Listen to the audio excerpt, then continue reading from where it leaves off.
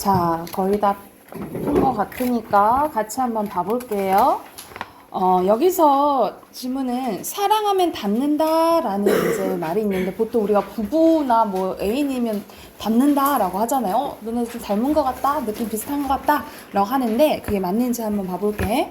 자, 첫 번째 문단 보면 사랑하면 닮는다라는 말이 있다. 사랑을 하게 되면 정말 서로 닮아가는 것일까? 혹 애초에 닮은 사람들이 서로 끌려서 사랑하게 되는 것은 아닐까? 라고 의문 제기한 거예요. 그래서 여기서는 사랑하게 되면 서로 닮아가는 건지 아니면 원래 닮은 사람을 좋아하는 건지 의문 제기한 거죠. 그래서 여기서는 두 문장이 중심 문장이고요. 핵심어는 사랑하면 닮는다 라예요. 유명한 심리학자 제이온스는 사랑하는 사람들이 원래부터 서로 닮아서 끌리는 것이 아니라 사랑을 하면서 점점점 닮아간대. 그러니까 전자로 이제 얘기를 한 거지. 그러면서 그 근거로 결혼 1년 차인 부부들보다 25년 차인 부부들의 얼굴에서 유사성을 훨씬 더 많이 발견할 수 있다는 것을 들었대요. 또한 그는 사랑하는 사람들이 서로 닮아가는 이유로 같은 정서를 느낀다라는 점을 꼽았대. 사랑하는 사람들이 함께 살아가면서 같은 정서를 느낄 확률이 높고 그 정서와 같은 표정과 같은 반응을 불러일으키는 일이 반복됨으로써 서로의 외모가 닮아간다는 거예요. 그래서 결과적으로 봤을 때 전자가 맞다라고 얘기를 하는 거죠. 첫 번째 문장이 중심 문장, 그것을 주장한 제이온스가 핵심어라고 보시면 돼요. 그래서 선생님이 그 얘기 한번 들었던 것 같아요. 여기서는 같은 정서를 공유한다고 했잖아요. 근데 선생님이 어디서 들었는데 이게 왠지 맞는 게 우리가 같은 정서를 공유한다는 걸 서로 부부 같은 경우에는 거의 맨날 보는 사람이잖아. 그치? 그러니까 마주보고 이야기를 하니까 표정을 우리가 보통 상대방 따라하게 된대요. 그래가지고 이 사람이 웃으면 나도 웃고 하면서 그러니까 이제 표정이나 이런 걸 닮아가는 거지. 그치? 그리고 선생님이 봤는데 얼굴은 딱 안 닮아 보여도 하관 있죠. 보통 이제 하관을 닮는다 그러고 하관을 닮은 사람을 좋아하게 된다라고 얘기를 하더라고요. 그래서 부부 보면은 얼굴은 별로 완전 다르게 생겼는데 라고 하는데 보면 하관 보면 조금 비슷하게 생기고 그렇다라고 하더라고요. 그래서 여기서는 닮아간다라고 얘기를 한 거죠. 한편 애초에 닮은 사람들이 만나서 사랑하게 된다고 보는 또 심리학자도 있대요. 이들은 대부분 맞춤 원리를 가지고 있다라고 주장을 하는데 맞춤 원리란 연애나 결혼할 때 자신과 비슷한 사람을 선택하는 경향성을 말합니다. 기존의 연구에서는 맞춤 원리가 나타나는 범위가 외모나 성격 정도로인 것으로 드러났으나 최근 연구에는 외모, 성격뿐만 아니라 인종, 종교, 정치 성향, 유전인자 다양한 범위에서 맞춤 논리가 나타나는 것으로 확인되고 있대요. 그러니까 말 그대로 달라서 끌리는 것도 있지만 비슷해서 끌리는 것도 있잖아. 그치? 그래서 여기서는 닮은 사람을 이제 좋아하게 된다라고 보는 학자도 있다라는 내용이요. 뭐 때문에? 맞춤 원리 때문에. 핵심은 맞춤 원리예요. 사랑하는 사람들 간의 유사성에 대한 이러한 두 가지 주장이 상반되는 것을 받아들인 사람도 있지만 두 가지 주장을 또 모두 인정하는 사람도 있대. 즉 서로 닮아서 사랑하는 것도 맞고 그리고 사랑하게 된 사람이 서로 함께 세월을 보내면서 닮아지는 것도 맞다라고 얘기를 하네요. 뭐야, 결과적으로 둘 다 맞다라고 이제 얘기를 하네. 그래서 첫 번째 문장이 중심 문장, 핵심어 유사성이에요. 또한 다양한 연구들에서 공통적으로 증명된 결론이 있는데 그것은 바로 사랑하는 사람들 간의 유사성이 클수록 관계 만족도도 크대요. 그 이유는 무엇일까? 가장 큰 이유는 유사성이 크면 당연히 소통이 쉬워지기 때문이죠. 그러니까 우리가 당연히 이제 뭐 사랑하는 사람 아니면 이성 간의 끌림도 외모도 중요하지만 대화가 되게 중요하잖아요. 그치? 대화가 다 통한다. 말 그대로 친구도 마찬가지고 우리가 친구 외모 보고 사귀는 거 아니잖아. 그치? 같이 소통하는 게 되게 크잖아요. 사랑하는 사람도 마찬가지라는 거지. 그래서 상대방이 나와 비슷한 사람이라면 상대방의 생각이나 감정을 쉽게 추측할 수 있고 그에 맞게 적절한 반응을 해줄 수 있다. 또 나와 같은 방식으로 세상을 보는 사람이라면 대화가 더 잘 통하게 되고 문제를 처리하는 방식이 비슷할 것이다. 이처럼 사람과의 관계에서 유사성은 큰 역할을 한다. 내가 좋아하거나 가까이 지낸 사람들은 얼마나 유사한지 살펴보자. 아마 유사할 거예요. 왜냐면 여러분 들어봤자 끼리끼리고 유유상종에 들어봤잖아요. 그치? 그래서 아마 이제 같이 친하게 지내는 사람들 아마 비슷할 거다라는 걸 알 수가 있는 거죠. 그래서 첫 번째 문장이 중심 문장이고요. 핵심은 유사성입니다. 그러니까 유사성이 클수록 만족도가 높다라고 보시면 되고, 자, 해당하는 문제 답 확인해보자. 1번에 맞춤 원리고요. 맞춤 원리. 민준아 고개 들고. 자, 2번에 오문단의 중심 문장은 쌤이랑 같이 했죠. 그치? 가장 적절한 것은 1번이죠. 자, 3번의 내용 일치 문제네요. 적절하지 않은 것은 여기서는 4번이죠. 맞춤 원리에 따라서 처음에는 외모 아니면 뭐만 이제 비슷하다고 했어? 성격 정도인데 뭐 종교 이런 거랑 더 범위가 넓어진다 했죠. 그쵸? 그리고 4번에 적절한 것은 심리학자들의 연구가 나오긴 하는데 순서대로는 아니죠. 그쵸? 그래서 순서대로 아니고 먼저 의문 제기하고 답이 나와 있다라고 보시면 돼요. 3번이고요. 그리고 5번에 적절하지 않은 것은 여기서는 제이윤순 유사성 엄청 삐친다 있죠? 특히 정서가 같다 있잖아요. 그쵸? 4번이에요. 자, 두 번째 거 이어서 가봅시다. 8페이지예요. 자, 설득 커뮤니케이션에 대해서 나오네. 자, 아무래도 이제 우리 교육 과정에서는 우리가 설명하는 글쓰기도 있지만 주장하는 글쓰기도 있고 말 그대로 주장하는 글쓰기의 목적 우리가 설득이잖아요. 그쵸? 특히 우리가 이런 거에 대해서 많이 노출이 되기 때문에 상대방 우리가 기이했다고 많이 하잖아. 그러니까 다른 사람 말을 너무 믿어서는 안 되는 거지. 그치? 그러니까는 믿어도 되지만 그 믿는 기준이 있어야 되는 거죠. 그러니까 우리가 비판적으로 들을 수 있어야 되고, 그래서 이 상대방을 설득하기 위해서 또 어떤 전략이 쓰는지 그거에 대한 이제 내용이라고 생각을 하면 돼요. 첫 번째 문단 보면 TV 광고에서 날씬한 연예인들이 저칼로리 음료를 마시고 자신 있게 미소를 짓는다. 마치 이 음료를 마시면 누구는 나처럼 날씬해질 수 있다라고 말하는 것 같대요. 광고를 본 시청자는 나도 저 음료를 마시고 날씬해져야지 라는 생각에 그 음료를 사고 마는데, 그러면 이 광고는 시청자를 설득하는 데 성공한 것이다. 설득은 다른 사람을 자신이 원하는 방향으로 움직이게 하는 것을 의미한다. 그렇다면 이러한 설득에 영향을 주는 요소에는 어떤 것들이 있을까? 해서 여기서는 설득에 대한 내용이 나와요. 그래서 설득의 개념이 중심 문장, 핵심은 설득이에요. 여러분은 여기 예시가 이거 나왔는데 이래서 먹은 적 있어요? 저 사람처럼 날씬해질 수 있을 것 같아 하고 마신 적 있어요? 별로 음료는 그런 거 없는 것 같아. 선생님은 그 커피 중에 지금은 잘 안 마시긴 하는데 다른 커피 중에 내가 그 편의점에서 가면 TOP를 먹었단 말이에요. 왜냐면 그 광고를 원빈이 하니까 선생님 원빈 팬이어가지고 원빈이 하니까 나는 마셔야지 하고 했는데 처음에는 맛있어서 이제 먹긴 먹었는데 지금은 맛있는 커피들이 더 많으니까 안 먹긴 하는데 약간 이제 그런 것도 어떤 사람을 사용하는 것도 설득이거든요. 그러니까 예를 들어서 선생님은 원빈을 좋아하니까 원빈에 대한 약간 신뢰감이 있으니까 그 음료를 이렇게 사 먹는 거잖아. 그러면 그 사람 됨됨이나 그런 걸로 보면 인성적 설득이라 하거든요. 그러니까 설득에도 세 가지 종류가 있는데, 그러니까 여기서는 이제 사람 가지고 보거나 이러면 이제 인성적 설득이라고 생각하시면 돼요. 근데 이 설득에는 어떻게 쓰이는지 그 다음에 설명이 나와 있어. 한번 봐볼게. 설득은 메시지를 보낸 사람인 전파자와 메시지를 받는 사람인 수용자, 그리고 메시지를 보내는 채널로 구성이 된대요. 위의 경우에는 TV 광고에 나온 연예인은 전파자, 광고를 보는 시청자가 수용자, 그리고 이 음료수를 마시면 나처럼 날씬해질 수 있다 라는 게 메시지, 그리고 TV가 채널에 해당된다라고 보시면 되겠죠. 그래서 구성 요소는 네 가지가 있다는 거지. 뭐 있어? 전파자, 수용자, 메시지, 그리고 채널이다 라고 보시면 됩니다. 핵심어는 설득이고요. 그대로 일반적으로 전파자가 신뢰할 만하고 매력이 있으면 설득이 잘 일어나는데, 이 때문에 상대방을 설득해야 하는 직업을 가진 사람들이 외모를 가꾸고 기업들이 기업의 이미지를 좋게 만들려고 노력한다라는 거예요. 그래서 여기서는 뭐 하면 신뢰하고, 선생님이 그랬잖아. 신뢰할 만하고 매력이 있으면 설득이 잘 일어난다고요. 뭐가? 전파자가 핵심은 전파자고요. 또한 메시지의 내용이 수용자의 생각과 일치할 때는 설득이 쉽게 이루어지지만 그렇지 않을 경우에 설득이 쉽게 이루어지지 않아요. 또 메시지를 전달하는 방법에는 수용자 이성에 호소하거나 감성에 호소하는 방법, 그리고 수용자의 특성과 눈높이에 맞춰 호소하는 방법, 적절한 위협을 사용하는 방법 등 다양한 게 있어요. 그래서 아까 전에 말했던 게 봐봐.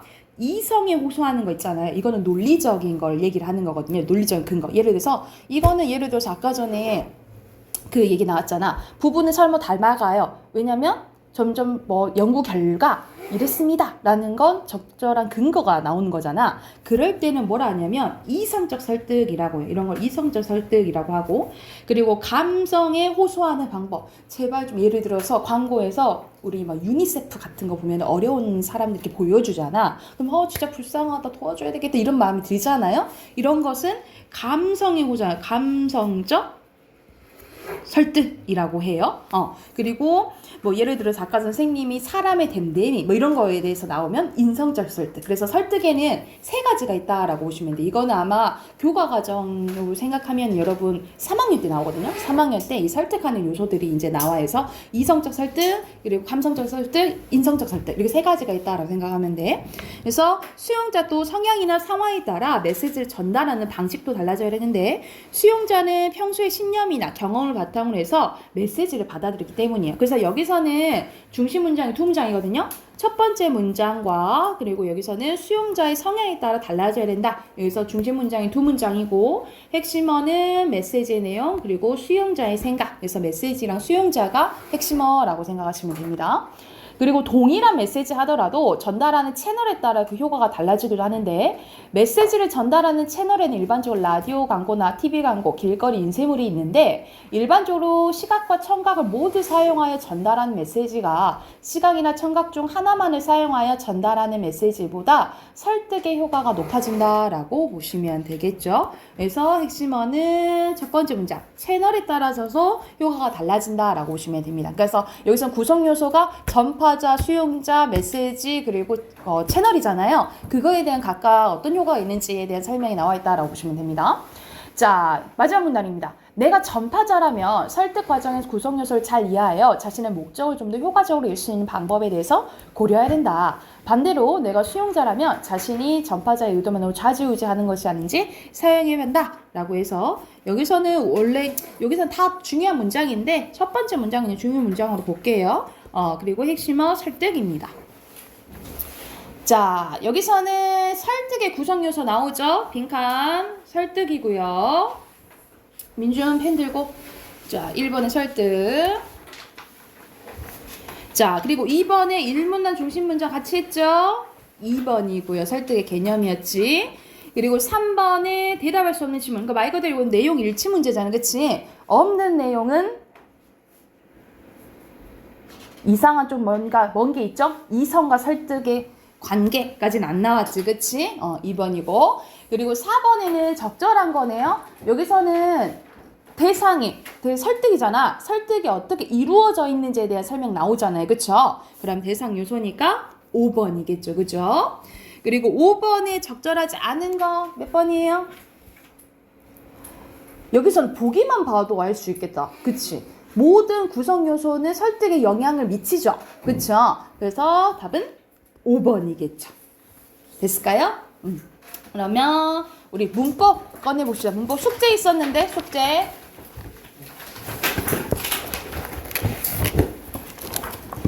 106페이지부터 답하기 맞나요? 거긴 했어요. 몇 쪽부터 해 그러면? 108쪽부터예요? 108쪽부터 답하긴 할게요.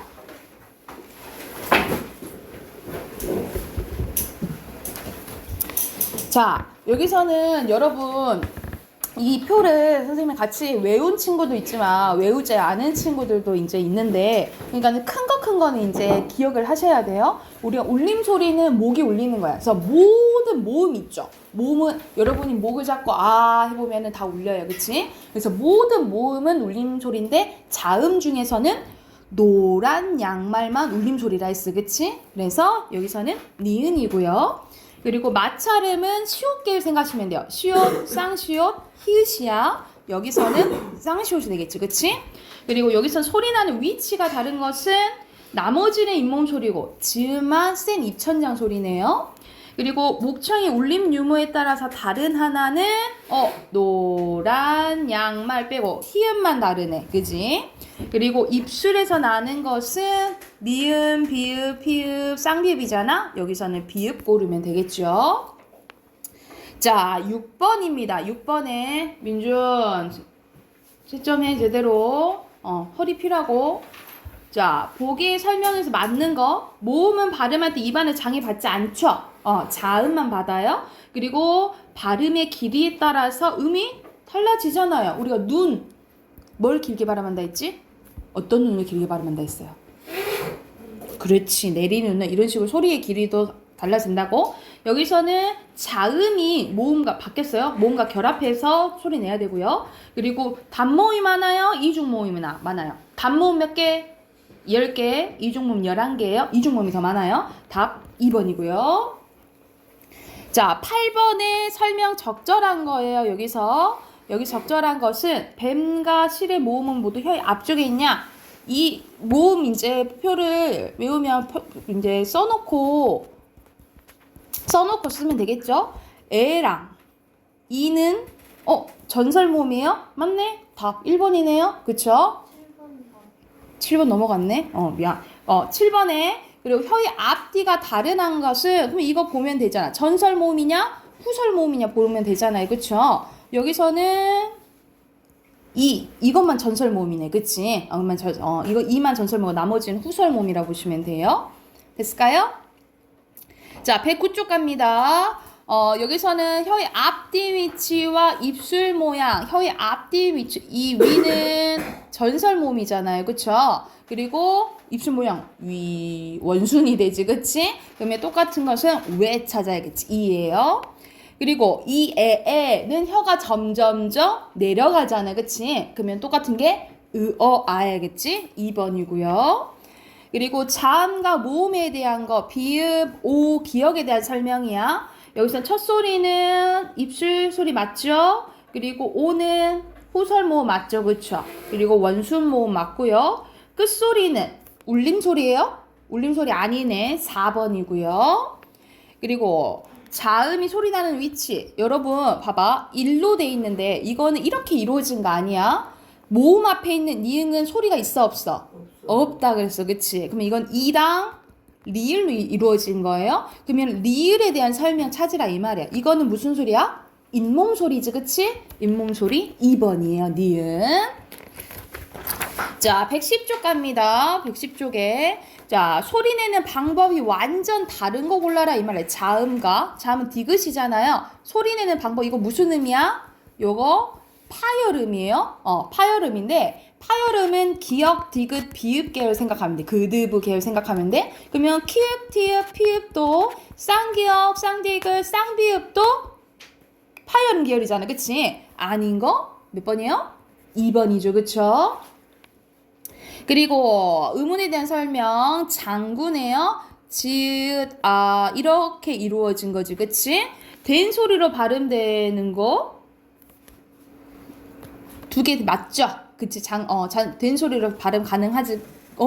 된 소리로 발음한 자음이 두 개냐고? 이거 된 소리 아니고 예사 소리잖아요. 그쵸? 1번이네? 1번이네요. 자, 그리고 설명하는 걸로 해당되는 거. 첫 소리 잇몸 소리래. 그럼 잇몸 소리 너무 많잖아. 니은 계열이야. 니은, 디귿, 티읕, 쌍디귿, 리을, 시옷, 쌍시옷이에요. 근데 가운데 소리는 고모음이래. 고모음은 이, 에, 위, 웨, 우, 오 했을 때 요게 고모음이야. 요게 써야 되는 거야. 그치? 그리고 끝나는 소리는 울림 소리래. 그러면 노란 양말 중에 하나 있어야 돼. 그러면 받침만 한번 봐볼까? 받침은 다 맞는 것 같네. 그치? 그리고 위에는 잇몸 소리 아닌 것은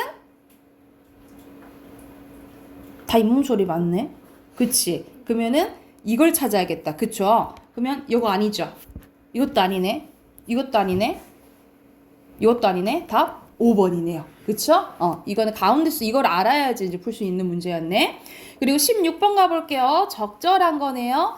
여기서는 뭐가 바뀐 거야? 중모음이 아니 가운데 소리가 바뀐 거잖아요. 그치? 가운데 소리가 우랑 어에서 바뀐 거고, 이거 우 여기서는 비읍이 피읍으로 바뀐 거죠. 그쵸? 그래서 여기서는 여기 계열만 한번 봐볼까? 거센 소리로 바뀐 거야. 그러면 답이 딱 보인다. 2번이네. 그치? 그래서 여기서 쉬운 거 바로바로 해서 바로 체크해도 돼요. 아셨죠? 자, 그 다음 거 봐볼게. 112쪽. 민준 112쪽. 자, 발음할 때 혀의 위치나 입술 모양이 변하는 것은, 그러니까 여기서는 뭐 찾으라 이 말이에요. 이중모음 찾으라 이 말이야. 그래서 이중모음은 4번이죠. 자, 여기서는 혀의 위치가 입천장 가까이 두고 하는 거래. 그러니까는 점점 혀가 제일 높은 거라 생각을 하시면 돼요. 그러면 이제 고음음 얘기하는 거지, 그치? 그리고 혀의 위치가 입천장 위에 중간, 고, 중, 저 얘기하는 거예요. 그래서 알맞자는 것은 5번이겠죠. 그리고 여기서는 공통점이에요. 여기서 공통점은 모음의 공통점이네. 오. 뭐야? 후설 모음이잖아. 그치? 1번이네. 우어 해도 바로 나오지. 그리고 4번에 적절한 것은요. 여기서는 2번이고요. 가장 고모음이니까. 그리고 이 애는 혀가 점점점 어떻게 되는 거예요? 낮아지는 거지, 그치? 그래서 여기서 고모음에서 중모음으로 가는 거야. 그래서 위외랑 똑같죠. 이에에 위외 우오 이게 점점 낮아지는 거니까, 그치? 그리고 평순모음은 원순모음으로 바꾼 얘가 아닌 것은 너무 딱 보인다. 원순모음 뭐 있어? 위외 우오 있잖아요. 이게 아닌 것은 3번이죠? 그리고 우는 무슨 모음이에요? 발음 위치 높낮이 후설 모음이면서 고모음이죠. 그치? 아니다. 고모음 찾아야겠지, 그치? 고모음은 여기서는 인데, 그치? 2번이고요. 그 다음 좀 봐보자. 8번. 비음은 뭐 기억하면 돼, 여러분? 어머니 기억하면 된다 했지, 그치? 어머니 포함된 것은 5번이죠. 생쥐했을 때 이응 있지, 그치? 그리고 조건이 봐봐. 소리 나는 위치가 같고요. 목청이 울림 유무가 다르대요. 그러면 노란 양말이 들어가야 되겠잖아, 그치? 노란 양말이 들어가야 되는데 이건 똑같네. 땡. 이건 다르다. 그쵸? 근데 소리 나는 위치가 같아야 되잖아. 이건 소리 나는 위치가 다르죠? 이것도 아니고 답 2번이네요. 그죠? 그리고 가에 들어간 거 음운이 3개고요. 가에 들어가야 되네. 자음이 2개여야 되고요. 그리고 센 입천장 소리가 있어요. 센 입천장은 뭐가 있어? 지읒, 쌍지읒, 치읒이에요. 그쵸? 그럼 이게 들어간 것은 4번이네. 딱 보이네. 그지? 그래서 여러분이 이걸 다 외우고 조금 있어야지 바로바로 문제 풀 수 있어요. 아셨죠? 그리고 첫 소리야 파차르. 우리 파차르도 지읒 계열이에요. 지읒, 쌍지읒, 치읒. 들어간 것은 5번이죠? 바로 답이 보여야 되고. 그리고 여기서 바꾸는데 첫 소리는 같은 위치에서 소리나는 된 소리래요. 그러면 쌍지읒이지, 그치? 그리고 가운데 소리는 혀의 앞뒤 위치는 같대. 아니까 후설 모음이죠. 아니까 아로 바꿔야겠지. 저 모음이니까. 그리고 끝 소리는 울림 소리면서 입술에서 나니까 미음해야겠어. 그래서 짬으로 바꾸시면 돼요. 짬이에요. 짬. 민주, 너 일어나. 너 물 마시고 와. 너 자꾸 잘 거야? 자러 왔어?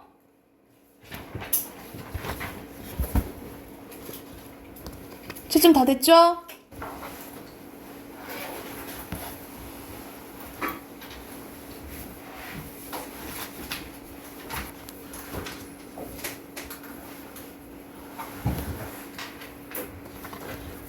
123쪽까지 푸시면 돼요.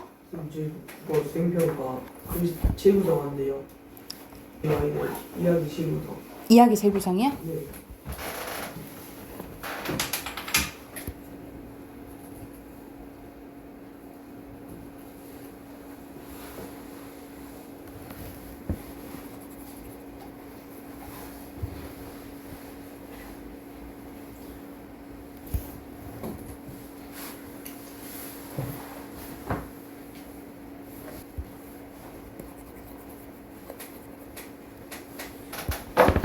내가 보니까 여기를 안 배운 친구도 있고 개념이 안 잡힌 친구들이 있는 것 같아서 우선은 선생님 123쪽까지 풀라고 했잖아요. 그쵸?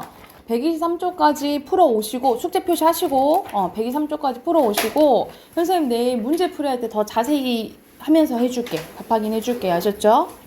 123쪽까지 풀어오시고 단어 오늘 틀린 사람 내일까지 써오시고 선생님 오면 바로 확인할게요.